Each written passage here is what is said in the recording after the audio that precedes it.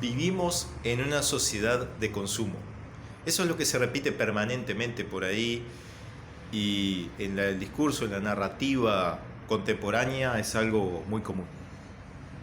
Pero, ¿qué significa eso? Eso tiene enormes consecuencias, porque al vivir en una sociedad en la que se consume mucho, hay que preguntarnos por qué es posible eso. Y es posible porque de alguna manera hay mayor disponibilidad, mayor posibilidad de obtener productos y servicios de toda clase y poder consumirlos. Hoy en día es muchísimo más fácil comprar cualquier elemento e incluso viajes en avión, boletos de avión son mucho más baratos y más posibles para poder obtener a través de financiamiento. Antes era mucho más difícil hace algunos años, por ejemplo. Además también podemos comprar toda clase de prendas y de cosas, de artefactos electrónicos de última generación. Por lo tanto, todo es más posible y obtener toda clase de cosas. Pero hay algún problema que se suscita en nuestra sociedad y es que precisamente está el consumir por el consumir. Eso es algo muy discutido por algunos filósofos en la actualidad. Consumir por consumir. Pero el asunto es, ¿qué consecuencias genera el consumo excesivo? Y tenemos como ejemplo las patologías asociadas a ello, como por ejemplo la compra compulsiva, es decir, personas que no se contienen en comprar y compran cualquier cosa con tal de cubrir quizá un vacío. Esto es una especulación que estoy diciendo en este momento, es decir, cubrir algún vacío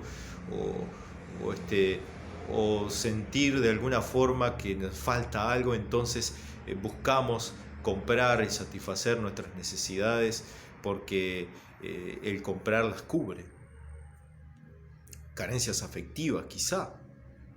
Pueden haber muchas causas.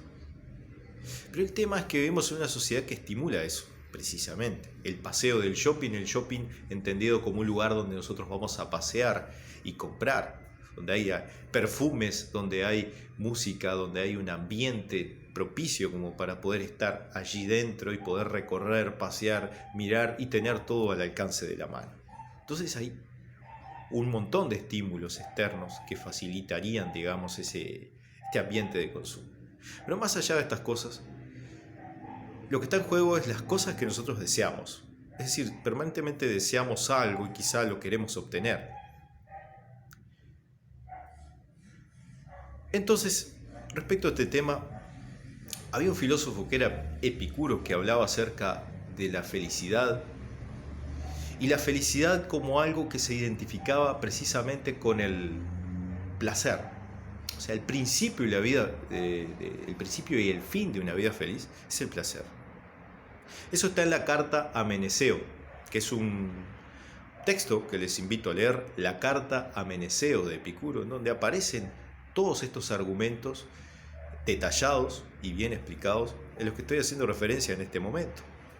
Allí, en la carta a Meneceo, lo que sostiene es que el placer entonces, como decía recién, es el principio y el fin de una vida feliz. Pero y la felicidad constituye de alguna forma la búsqueda de ese placer. Y para poder lograrlo hay que liberarse de una serie de temores, es decir, no temerle a la divinidad, no temerle al futuro, porque el futuro no es nuestro. Es decir, nosotros no estamos en poder del futuro, no podemos cambiar lo que vaya a pasar más adelante, no está en nuestro poder, entonces no podemos temerle. A los dioses, porque los dioses, dice Epicuro, están allí, pero no tienen ninguna incidencia sobre los seres humanos. Pero hay un temor que es muy importante, que es el temor a la muerte, del que debemos liberarnos también. Es decir, la muerte no hay que temerle, porque dice él, mientras ella no está, nosotros estamos. Y cuando nosotros no estamos, ella viene. Pero no hay que temerle. No es nada, dice la muerte. Es un argumento muy fuerte. No es nada la muerte, dice. Entonces, más allá de eso, liberarnos de esos temores nos permite vivir una vida más plena y dedicada precisamente a perseguir ese placer identificado en la felicidad. Pero para poder hacerlo hay que saber elegir, nos dice Epicuro. ¿Elegir qué cosas? Elegir aquellos deseos que no sean, que resulten mejor para nosotros. Los deseos, él establece una jerarquía de deseos. Y precisamente él habla de los deseos que son naturales y que son necesarios y que no nos pueden faltar, como el comer, el estar abrigados, el tomar agua, es decir, el agua que es tan importante, es decir, lo básico. Eso no puede faltar. Y después hay otros deseos que no son tan importantes, como son, por ejemplo, si tengo una casa de 2 pisos o una casa más chica, más grande, con tal o cual color, etcétera, etcétera. No son tan importantes. Y hay algunos que son directamente innecesarios, como por ejemplo comprar cosas que son, o tener cosas que son totalmente superfluas.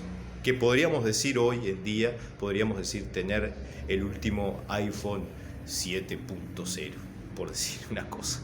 No sé si ese es el último modelo que existe ahora, pero bueno. Pero más allá de eso, lo que dice es que hay que saber elegir los deseos. El juicio racional te permite saber elegir qué deseo. Entonces, teniendo un buen juicio racional, nosotros podemos saber distinguir entre aquellos deseos que son mejores de los otros. Y eso es importante, nos dice Epicuro, para poder saber elegir. ¿Y saber elegir para qué? Para lograr una tranquilidad del alma. Él dice ataraxia, le llama esa palabra rara, quiere decir lograr tranquilidad del alma, imperturbabilidad del alma, tranquilidad de ánimo, dicho de otra forma, para estar tranquilos, no angustiados, no acelerados por buscar cosas. Entonces, para lograr eso, es necesario, precisamente, tener un buen juicio. Un buen juicio para estar tranquilo, para estar centrado y lograr perseguir el placer, pero el auténtico placer, un placer que es de índole espiritual, es decir, un equilibrio del alma, del ánimo. Ahora, yo me pregunto, trayéndolo al presente, si nos dice eso, para lograr la tranquilidad del alma, ¿de qué cosas deberíamos despojarnos para alcanzar tranquilidad, de ánimo, para no estar angustiados, para no vivir corriendo? Les invito simplemente a pensar eso, y si quieren pueden leer la carta a Meneceo de Epicuro, en donde allí aparecen estos argumentos y en donde ustedes los pueden leer también. Muchas gracias y los invito a esa reflexión. Pueden comentar ahí abajo también y nos veremos pronto. Gracias.